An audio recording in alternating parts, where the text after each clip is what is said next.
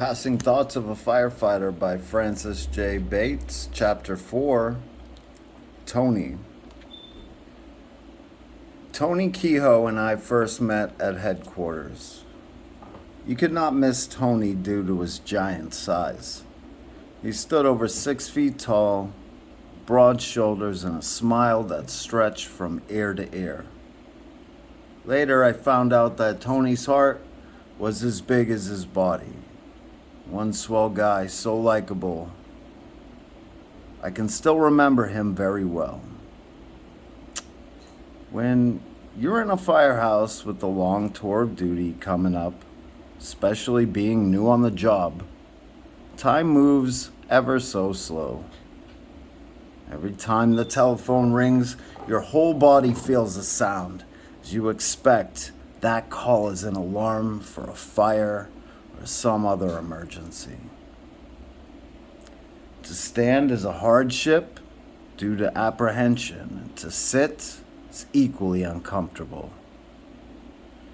Tony must have foreseen all of this as he tried to take my mind away from the present. Possibly Tony did it for all the crew, and later I found out that he actually did it for himself. He did about everything to make one laugh. Possibly, he was hiding his own problems. There was a large clothing drive in progress, and our station was one of the central delivery locations. People would bring in boxes and bags of discarded clothing, which would be carried upstairs.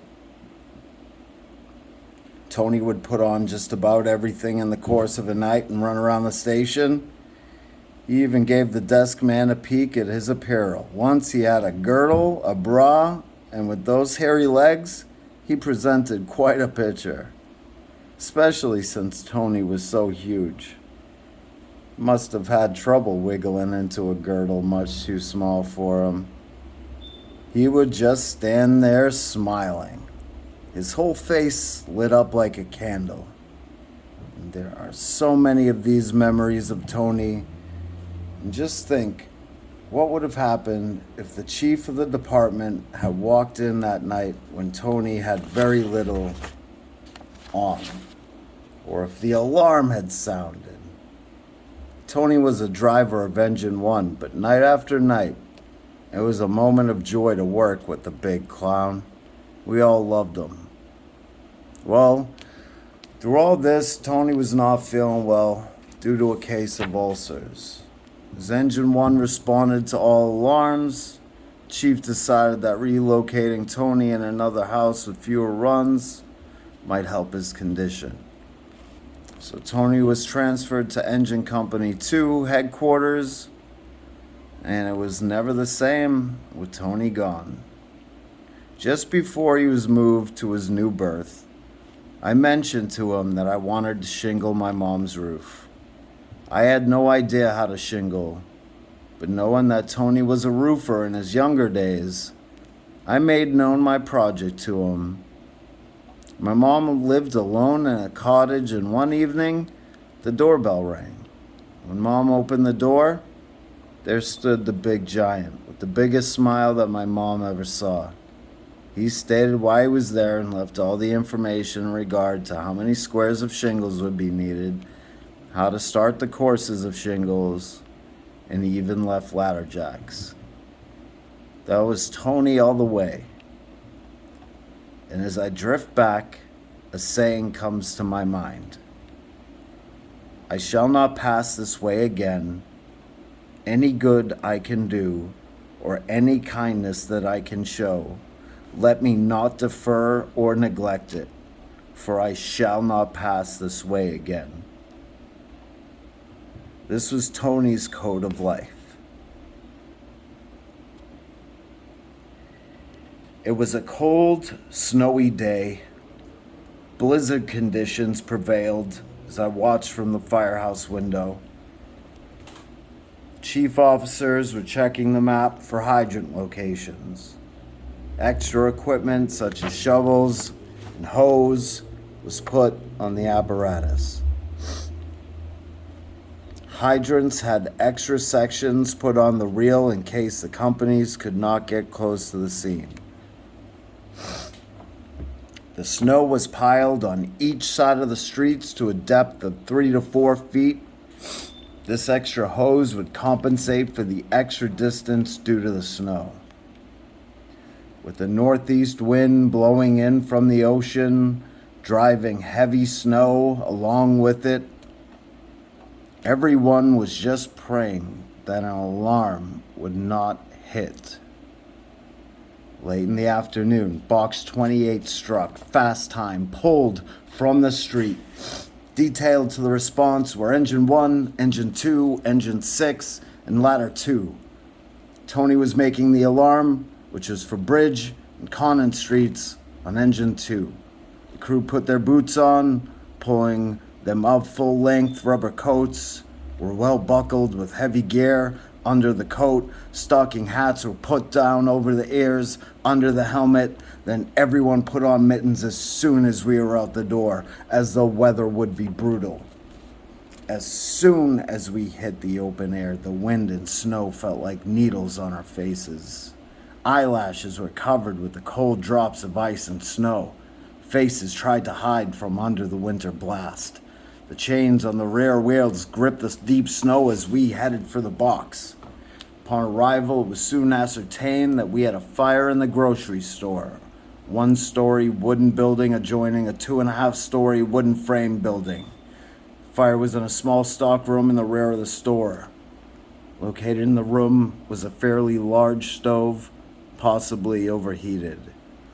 As a result of this radiation, fire was in the partitions. The ceilings was metal clad over wood. The wood was an inch thick and of tongue and groove construction. In order to reach the seat of the fire in this room, axes had to be employed. The hydrant had been located and the line was charged. Ladder 2 took to the roof to open it up to check for possible spreading of the fire to the adjacent building. Fire was in the ceiling, and metal-clad ceiling had to be pulled down by large tongs. After that, the metal roof cutter was employed.